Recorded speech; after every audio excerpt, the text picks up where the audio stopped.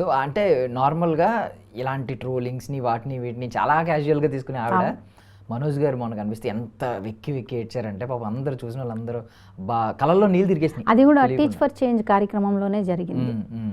42 members ఆర్టిస్టులను తీసుకొని వచ్చి ఒక అక్క మాత్రమే ఒక లేడీ ఉండి 42 మెంబర్స్ ఆర్టిస్టులని వాళ్ళని హ్యాండిల్ చేసి అంత పెద్ద షో చేయడము చాలా గ్రేట్ నిజంగా.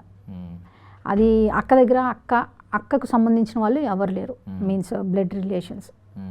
ఆ టైంలో సడన్గా స్టేజ్ మీద ఉన్నారు, ఇంకా లాస్ట్ ర్యాంప్ వాక్ ఏది జరుగుతుంది ఆ టైంలో నేను అక్కడే ఉన్నా. ర్యాంప్ వాక్ జరుగుతోంది, ఇంకా సడన్గా వెనక్కి తిరిగే లోపల మనోజ్ అన్న కనిపించారు. ఇంకంతే ఆ సంతోషం, అంటే నేను ఒక్కదాన్నే ఇంత పెద్ద ప్రోగ్రామ్ లీడ్ చేసి నేను సక్సెస్ చేశాను అనే ఒక హ్యాపీనెస్తో అన్నం చూడంగానే ఏడ్చేశారు. అది బాగా ఇదయింది, వైరల్. మనోజ్ గారు అంటే ఆవిడకి చాలా అయ్యో అక్క చెప్తారు కదా, మనోజ్ నా ఫస్ట్ బేబీ అంటారు.